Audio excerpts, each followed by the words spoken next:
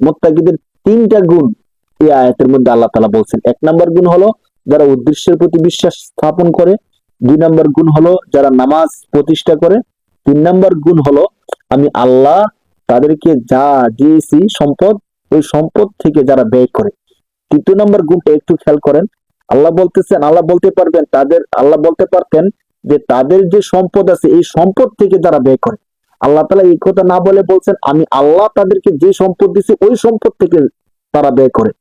এর মর্ম কি? এর মর্ম হলো যে আল্লাহ যা দেয় সম্পূর্ণ হালাল দেয়, অর্থাৎ হালাল রিজিক গুলি আল্লাহ দেয়, আল্লাহ হারাম গুলি দেয় না। হারাম গুলো আমরা নিজেরা অন্যায় করে অপরাধ করে নিয়ে আসি। তো আল্লাহ তাআলা এই জিনিসটা বুঝাতে চাচ্ছেন যে ব্যয় কেবল হালাল জিনিসের করা যায়, হারাম জিনিসের না। অর্থাৎ মুত্তাকি ওই ব্যক্তি যে হালাল সম্পদ থেকে দান করে, হালাল সম্পদ থেকে ব্যয় করে। আমাদের সমাজের মধ্যে অনেক বড় বড় দানবিদ দেখবেন মাহফিলের মধ্যে, বিভিন্ন অনুষ্ঠানের মধ্যে লক্ষ লক্ষ টাকা দান করে। 5 লক্ষ টাকা দান করলাম, একটা মাদ্রাসা করে দিলাম, একটা মসজিদ করে দিলাম, আর মানুষ তাকে বাহবা দেয়, বাহ সে 5 লক্ষ টাকা দান করছে, 1 কোটি টাকা দান করছে।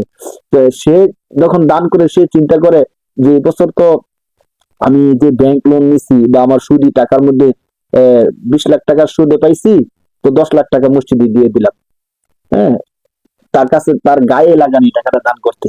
তো এই যে 10 লক্ষ টাকা দান করলো সুদের টাকা থেকে, ঘুষের টাকা থেকে, বা কারো জবরদখল থেকে, এই যে দানটা করলো এই দানটা আমার কাছে গ্রহণযোগ্য না।